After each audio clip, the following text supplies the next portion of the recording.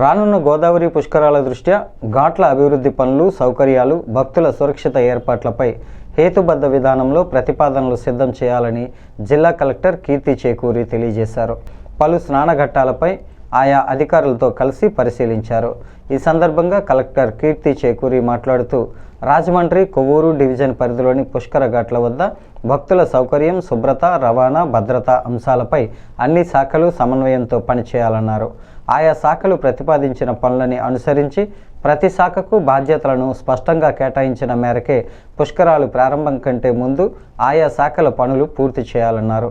Collector పర్యటన నేపథ్యంలో గోష్పాద క్షేత్రం, కృష్ణ చైతన్య ఘాట్, భక్తాంజనేయ ఘాట్, శివాలయం ghat, Pinda Pradanam ghat, Christian burial ground ghat, Havelock bridge ghat, Srinivas ghat, Erinamma ghat తదితర ఘాట్లను పడవ ద్వారా పరిశీలించారు.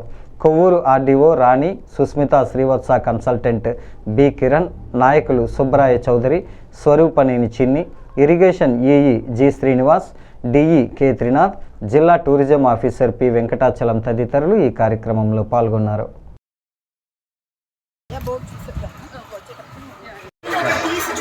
మామూలు టైంలో కూడా ఆ ఘాట్ ఉపయోగపడాలి ఉండాలి.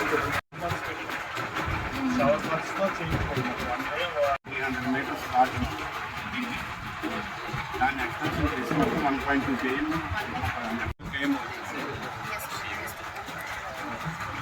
స్ట్రెచ్ అంతా చూసి అంటే ఎక్కడ వరకు